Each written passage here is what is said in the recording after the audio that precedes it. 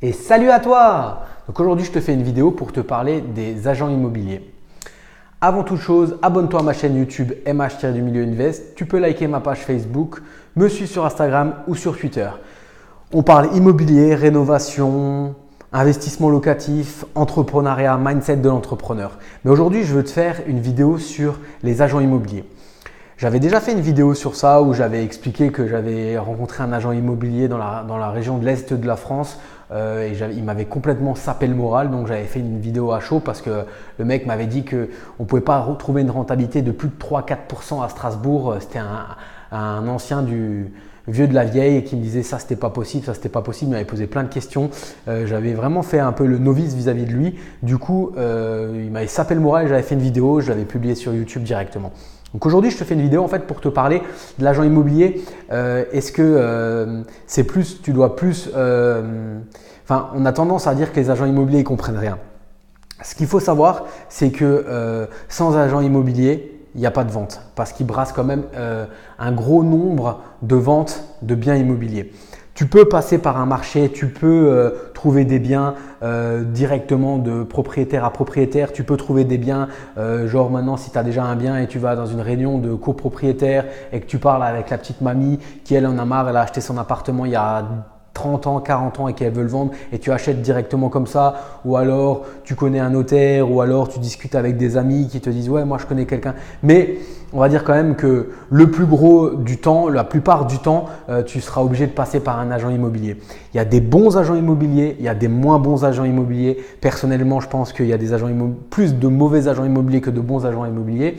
Ce qu'il faut savoir aussi, c'est que tu vas sûrement faire des visites avec des gens, ce n'est pas des agents immobiliers. C'est des agents commerciaux, c'est-à-dire c'est des gens qui travaillent pour des agents immobiliers qui eux ont la carte de vente de biens immobiliers. Les agents commerciaux sont juste des salariés des agents immobiliers. Ils travaillent à la com, généralement ils ont un fixe très très bas et ils vendraient père et mère pour gagner leur com, pour avoir leur argent. Donc vraiment, il faut savoir que tous les gens qui te font des visites ne sont pas forcément agents immobiliers. Il y a des gens que c'est des agents commerciaux, hein, c'est des commerciaux. Eux, leur seul souci, c'est de vendre. Il y en a, ils n'ont jamais investi dans l'immobilier, ils n'ont jamais fait un prêt immobilier, ils sont jamais allés voir un banquier, ils ne savent pas ce que c'est une SCI, ils ne savent pas ce que c'est du meublé, ils ne savent pas ce que c'est une dalle béton, ils ne savent pas ce que c'est poser la tapisserie, faire de la peinture, ils ne savent pas combien ça coûte de mettre une cuisine, de démolir. Tout ça, il faut que toi tu te formes. Donc ne prends pas pour argent comptant ce qu'un agent immobilier va dire.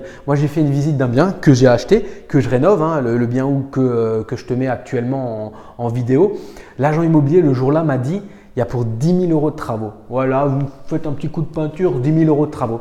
10 000 € de travaux, j'en suis à peu près à entre 60 et 70. C'est encore pas terminé, mais je pense que le budget sera entre 60 et 70 000 € de travaux. Donc imagine la différence, imagine si je l'avais écouté. Ce même agent immobilier là m'a fait visiter cette maison où je suis là 2 ans auparavant. Il m'a dit c'est une dalle béton partout. J'ai pas voulu soulever le parquet et soulever vraiment une planche pour voir sous le parquet en fait ce qu'il y avait. Et la maison était scindée en deux. Il y a une extension de la maison. L'extension de la maison a été en dalle béton, mais l'origine de la maison était en dalle bois. C'est-à-dire que j'ai dû faire une chape allégée sur cette dalle bois parce que je ne pouvais pas faire une chape standard. La différence d'une chape standard, on était à 17 € le mètre carré. La chape allégée, on était à 33 € le mètre carré. Petite parenthèse, une chape allégée, c'est une chape avec du béton, du sable et du polystyrène en fait, ce qui fait qu'elle est super légère. Et après, il faut faire, si tu lui carles dessus, ce n'est pas un problème. Mais si tu veux poser du parquet, tu ne peux pas parce que les petites bulles de polystyrène, il faut faire un ragréage, c'est-à-dire on coule un produit dessus qui sèche, qui fait après que la dalle est droite et plate. Mais voilà, je m'étais fait avoir, j'aurais dû soulever et j'aurais dû dire mais attendez, là il n'y a pas de dalle béton, si je veux faire quelque chose pour attraper, des fois on fait les chapes aussi pour attraper les niveaux, ça va me coûter plus cher. Donc voilà, je l'ai écouté bêtement. Erreur. Bon, la fois où il m'a dit qu'il y a 10 000 € de travaux, je savais très bien que il y avait pour plus que de travaux. Et pourtant, c'est un agent immobilier parce que je lui ai posé la question. Moi, j'aime bien poser la question aux agents immobiliers. Est-ce que vous faites du locatif? Il fait du locatif, mais je pense qu'il fait du locatif à l'ancienne parce que dans sa façon de me dire, ouais, vous mettez un coup de blanc et vous mettez une petite kitchenette. Je pense que lui, il doit vraiment louer des choses pas forcément de bonne qualité, on va dire. Enfin, quand je parle bonne qualité, je dis cuisine équipée, belle peinture, beau carrelage, beau parquet au sol. Lui, il doit poser un lino, mettre un coup de blanc, de la fibre de verre, une petite kitchenette et puis merci, au revoir, il loue. Non, moi je pars du principe où il faut faire des biens de qualité. Cet appartement-là, c'est ma résidence principale, mais c'est à but locatif. Plus tard, j'ai rénové comme si je voulais vivre, j'y vis et un jour je le louerai, j'aurai un locataire content et un locataire qui restera et qui paiera ses loyers. Mais pour te dire, pour revenir sur le sujet en fait de la vidéo, les agents immobiliers, malgré le fait qu'il y ait des mauvais, on a besoin d'eux. On a besoin d'eux parce que c'est des gens qui vont rentrer des mandats.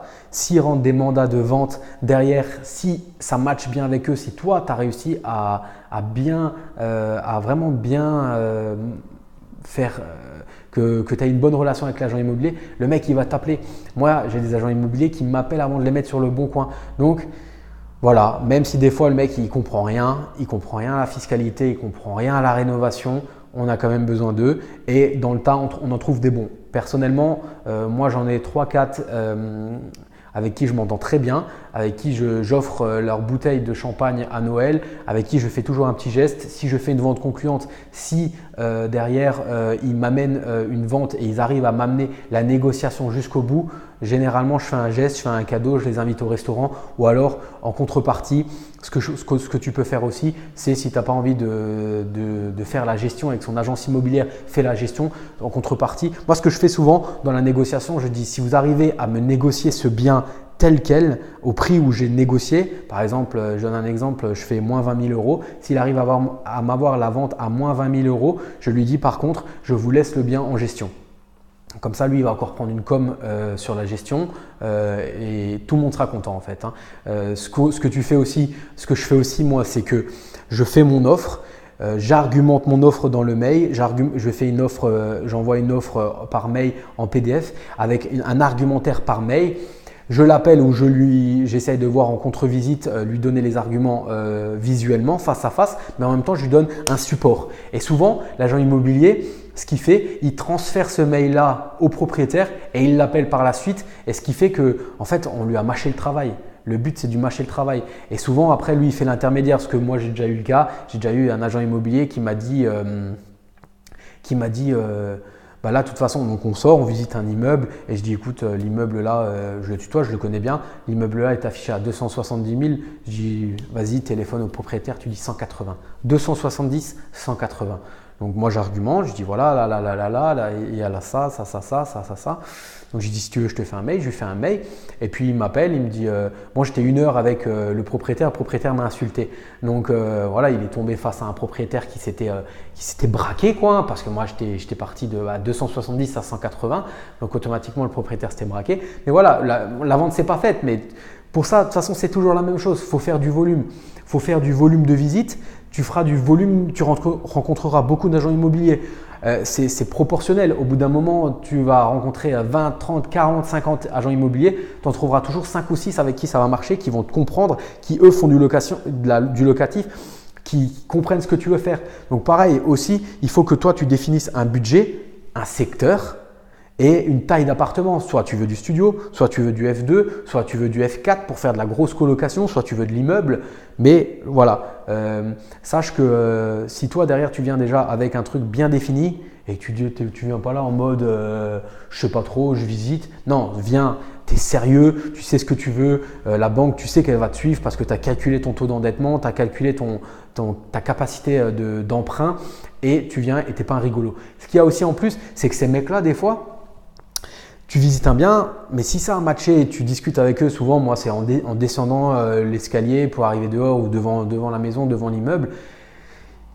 Souvent, c'est dans une discussion informelle où le mec il te dit « Ouais, mais j'ai peut-être quelque chose qui pourrait vous intéresser. J'ai peut-être quelque chose là qui peut t'intéresser. Ouais, moi, je viens de rentrer quelque chose. » Là, j'ai visité un immeuble.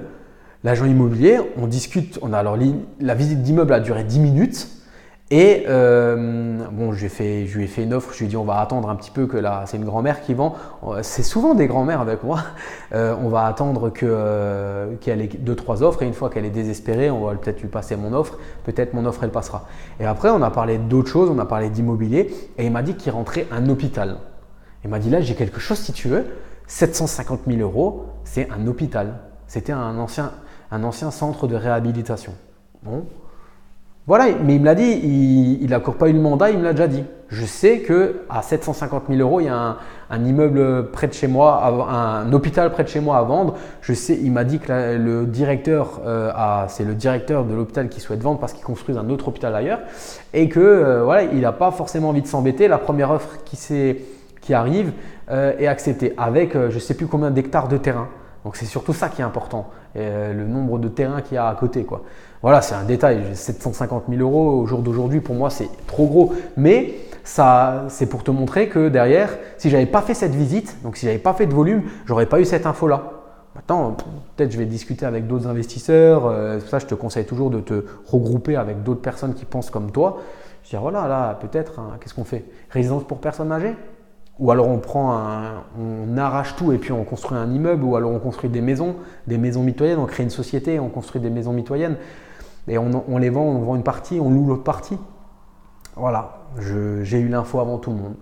Donc, investisseurs contre agents immobiliers. Alors il y a des agents immobiliers qui font aussi que de la vente de RP, résidence principale. Donc derrière, si toi tu leur fais des offres massacrées, c'est ce que moi je fais tout le temps des offres massacrées.